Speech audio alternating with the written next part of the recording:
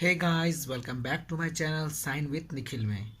तो आज हम देखेंगे फर्स्ट वर्ल्ड वार के बारे में जो 1914 से 1918 के बीच हुआ था।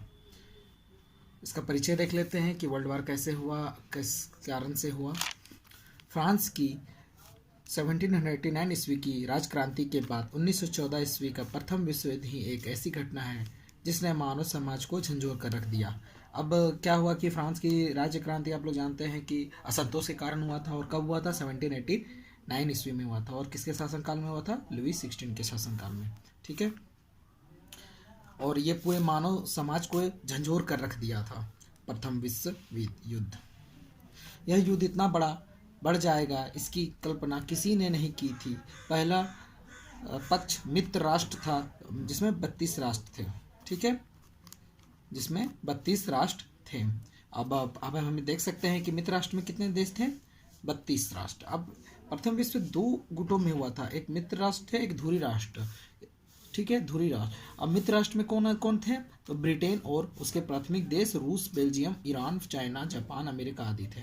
अब दूसरे पक्ष में मैंने क्या बोला था आपको? धुरी राष्ट्र। धुरी राष्ट्र है और उसमें केवल 4 ही देश थे, जर्मनी, ऑस्ट्रिया, हंगरी और टर्की। ठीक है, ये दोनों गुटों के बीच में हुआ था।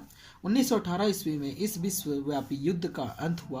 अब इसका युद्ध का अंत कब हुआ था? वर्ल्ड वार का 1918 में हुआ था। लेकिन युद्ध में राष्ट्र शांति नहीं पा सके। मतलब ये युद्ध तो लड़ा गया था शांति के लिए कि एक दूसरे को देश को हरा के शांति की स्थापना की जाए, मगर इसका उल्टा हुआ। शांति की स्थापना नहीं होके और ही ज़्यादा दुश्मनी बढ़ गई।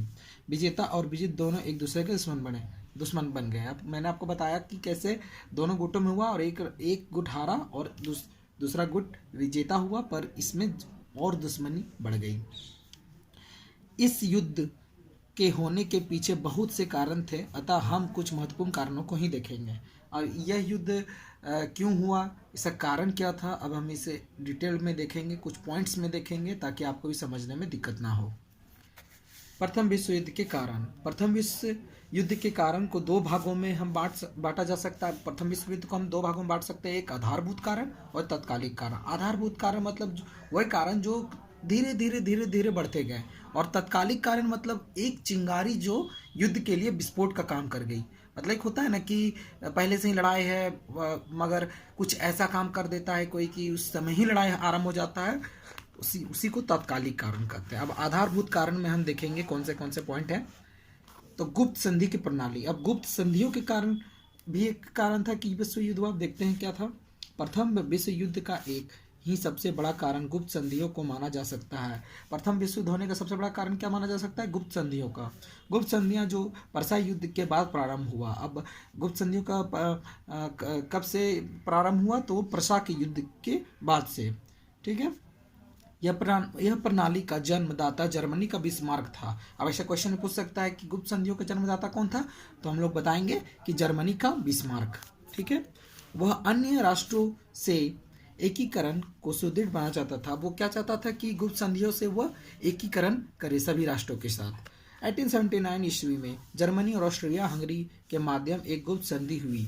अब 1879 में किसके बीच संधि हुई? तो जर्मनी, ऑस्ट्रिया और हंगरी के बीच संधि हुई, जिसमें आगे चलकर 1882 ईस्वी में इटली मिल गया। अब 1882 में और कौन एक देश मिल गया? इटली आके उन लोग के साथ मिल गया। तो अब यह एक त्रिगुट बन गया। अब यह त्रिगुट का रूप ले लिया। ठीक है, बिस्मार्क जब तक जर्मनी का चांसलर रहा तब तक उसने फ्रांस और रूस को मित्र नहीं बनने दिया। अब जब तक बिस्मार्क जर्मनी का चांसलर रहा तब तक ने उसने किसको साथ नहीं आने दिया? फ्रांस और रूस को साथ नहीं आने दिया। उसके हटने के बाद 1884 ईस्वी में रूस और फ्रांस ने एक समझौता कर लिया। अब जैसे ही बिस्मार्क जर्मनी का चांसलर से हटा, 1884 में रूस और फ्रांस ने एक समझौता कर साथ में मित्रता बना ली। अब तक इंग्लैंड इन संधियों से अलग था, पर उसने भी संधि करने का सोचा। अब इंग्लैंड तो सब बाकी सभी को देख रहा था कैसे वो संधि कर रहे थे, क्या कर रहे थे। बाद में उसने क्या किया? वो भी इस गुप्त संधियों के बीच में उतर गया। उसने सबसे पहले जर्मनी से संधि करने का प्रयास किया, पर जर्मनी ने मना कर दिया। अब सबसे पहले उसने सोचा कि चलो जर्मनी से संधि करते हैं, पर जर्मनी ने उसको अपने आसपास भी भटकने नहीं दिया और उस जर्मनी से उसने मना कर दिया। तब उसने जापान से संधि कर ली। तब इंग्लैंड ने किससे संधि की? जापान से संधि की। अब 19 2 में 1902 ईस्वी में कि यह संधि एंग्लो जापान संधि के नाम से प्रसिद्ध है। अब 1902 में जो यह संधि वो क्या कहा गया, आंग्ल जापान संधि के नाम से प्रसिद्ध हुआ। 1904 में उसने फ्रांस और 1904 में किससे संधि की, फ्रांस से। 1907 में किसे की, रूस से समझौता किया। इस प्रकार जर्मनी, ऑस्ट्रेलिया और इटली के त्रिगुट के विरुद्ध ब्रिटेन, रूस तथा फ्रांस का एक नया त्रिगुट बना। अब जो जर्मनी, ऑस्ट्रेलिया, इटली का ग्रुप बना था, उसके विरुद्ध कौन त्रिगुट खड़ा हुआ, ब्रिटेन, रूस और फ्रांस खड़ा हुआ। जर्मनी और टर्की ने भी आपस में एक पृथक संधि कर ली। अब जर्मनी किसने संधि की, फिर टर्की ने संधि की। इस संधि के कारण पूरा यूरोप दो भागों में बट गया। अब इस संधियों के कारण ही पूरा यूरोप दो भागों में बट गया था। अब आप देख सकते हैं कैसे गुप्त संधि एक दूसरे से करने लगे। अब इसमें क्या हुआ कि कौन किसके साथ संधि किया किसी को पता नहीं है, एक दूसरे पर सब शक की नज़रों से देख रहे हैं, और एक कहीं ना कहीं यह विश्व युद्ध का कारण ही बना। अब दूसरा कारण देखते हैं विश्व युद्ध का, सैनिकवाद। सैनिकवाद भी एक ऐसा कारण था जिससे विश्व युद्ध होना तय था। गुप्त संधियों की परंपरा ने यूरोपियन देशों में सेना अतः सैन्य शक्ति को बढ़ने के लिए प्रेरित किया। अब जो गुप्त संधियां था किसी को पता नहीं है कि किससे कौन संधि किया हुआ है, गुप्त है, तो इसीलिए सभी देशों ने अपने अपने सैनिक शक्तियों को बढ़ाना स्टार्ट कर दिया। सैन्य संगठन के बल पर ही यूरोपीय देश साम्राज्यवाद का विकास कर सकते थे। तब सैन्य के दम पर ही कोई भी देश अपना विकास कर सकता था, और यही हुआ। सभी देशों ने अपने सैनिक शक्ति से अपना बल को बढ़ाने लगे। यूरोपीय देशों की विभिन्न सरकारों ने विभिन्न राजनीतिक प्रारंभ कर दी। फ्रांस, जर्मनी, इंग्लैंड आदि अपनी आय का 80 से 85% भाग सैनिक संगठन, हथियारों का निर्माण आदि पर खर्च करने लगे। अब जो मुख्य देश थे फ्रांस, जर्मनी, इंग्लैंड, वो अपने 80 to 85% की जो राजस्व थे वो हथियार और अपने सैनिकों पे खर्च करने लगे। अब इसका तीसरा कारण क्या था युद्ध का, उग्र राष्ट्रवाद। अब राष्ट्रवाद क्या कैसे इसमें आया, उग्र राष्ट्रवाद भी प्रथम विश्व युद्ध के लिए बहुत हद तक जिम्मेवार था। अब उग्र राष्ट्रवाद मतलब कि कोई भी अपने देश से प्रेम तो करेगा ही। अब वो देशभक्ति जागने की वजह से सभी अपने देश को महान बनाने के लिए युद्ध पे उतरने लगे। राष्ट्रवाद का उदय फ्रांस की क्रांति का एक परिणाम था। राष्ट्रवाद का उदय सबसे पहले कहाँ से शुरू हुआ, तो फ्रांस की क्रांति से हुआ था। यह जर्मनी और इटली के एकीकरण में रक्षात्मक रूप से में खूब उभरा। अब ये जर्मनी और इटली में बहुत ही ज़्यादा हुआ था ये राष्ट्रवाद का प्रचार।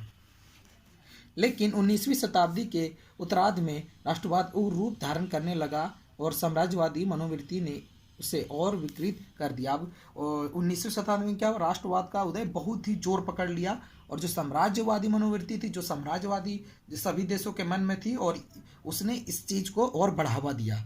जर्मनी के राष्ट्रवादी फ्रांस के विरुद्ध थे, और फ्रांस के राष्ट्रवादी जर्मनी का नामो निशान मिटा देना चाहिए थे। अब जर्मनी फ्रांस के विरुद्ध था और फ्रांस जर्मनी के विरुद्ध था।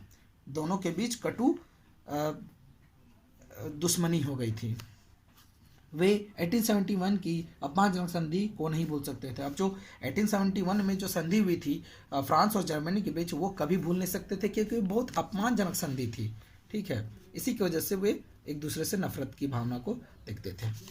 अब चौथा पॉइंट क्या कारण था विश्व युद्ध का, देखते थे साम्राज्यवाद। औद्योगिक क्रांति ने व्यापारिक प्रतियोगिता को जन्म दिया।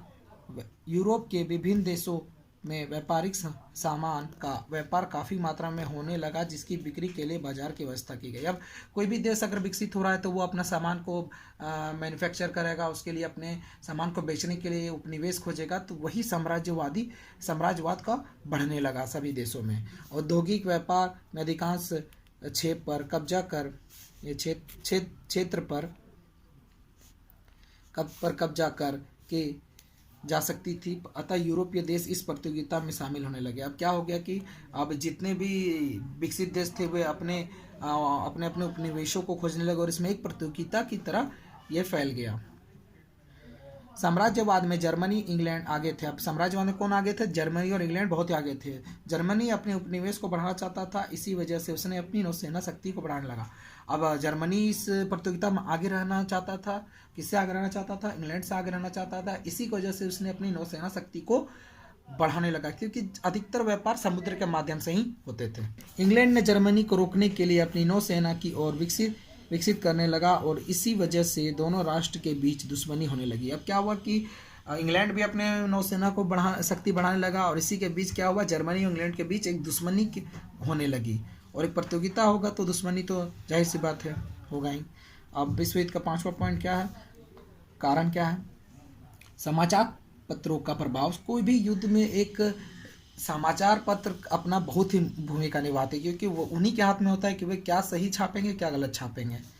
समाचार पत्रों एवं प्रेसों में बड़े देशों के जनमत को झूठे प्रचारों के द्वारा बिगाड़ डाला। अब क्या हुआ कि समाचार पत्रों में बहुत सारी झूठी खबरें फैलने लगी और झूठी खबरें छपने लगी। इससे क्या होला, अराजकता फैलने लगा। यूरोप के प्राय सभी बड़े राष्ट्र समाचार पत्रों का प्रकाशन करने लगे और जनता में उग्र राष्ट्र भावना का सृजन करने लगे। अब जो जहाँ का समाचार पत्र था वो अपने देशों को भड़काने लगे, भड़काऊ समाचार छापने लगे, जिससे क्या हुआ, अपने देशवासियों के बीच राष्ट्रवादी भावना जागने लगे और वो विरोधी देश से नफरत करने लगे। ये समाचार पत्रों ने काम किया। विदेशों में सरल स्थिति को भी तनावपूर्ण कहकर प्रचार किया गया और शांति प्रदान करने वाले तत्वों का दमन किया गया। अब क्या हुआ, विदेशों में जो सरल स्थिति भी थी उनको क्या बता दिया गया कि बहुत ही तनावपूर्ण स्थिति है, बहुत ही लड़ाई झगड़ा हो रहा है, किसी के प्रति विरोध किया जा रहा है, किसके ऊपर प्रताड़ित किया जा रहा है। ये खबरें छापने लगे समाचार पत्रों में। सच को झूठ और झूठ को सच कहकर हिंसा और भड़का दिया गया। अब क्या हुआ कि झूठ को सच और सच को झूठ बताकर हिंसा को और बढ़ा दिया गया। इससे दो देशों के बीच में अंडरस्टैंडिंग को पूरा बिगाड़ दिया गया, मतलब पूरे विश्वास को खत्म कर दिया गया। समाचार पत्रों ने यही एक सबसे खराब काम किया, या फिर आप बोलिए कि अपने देशों के लिए वो अच्छा काम कर रहे थे। अब सबसे इम्पोर्टेंट होता है कि किसी भी युद्ध के एक तत्कालिक कारण होता है जिसकी वजह से युद्ध प्रारंभ हो जाता है। तो अब उसका तत्कालिक कारण देखते हैं। प्रथम विश्व युद्ध का तत्कालिक कारण बोस्निया की राजधानी सेराजोवा में एक सर्व द्वारा ऑस्ट्रेलिया के युवराज और उसकी पत्नी की हत्या था। अब प्रथम युद्ध का क्या कारण हुआ स्टार्ट होने का, तो बोस्निया की राजधानी में सेराजोवा में ऑस्ट्रेलिया के राजकुमार और उनकी पत्नी की हत्या कर दी गई। ऑस्ट्रेलिया की सरकार सर्बिया को दोषी मानती थी। ऑस्ट्रेलिया की सरकार किसको दोषी मानती थी, सर्बिया को दोषी मानती थी। अतः उसने एक अल्टीमेटम भेजा जिसको सर्बिया को मानना मुश्किल था।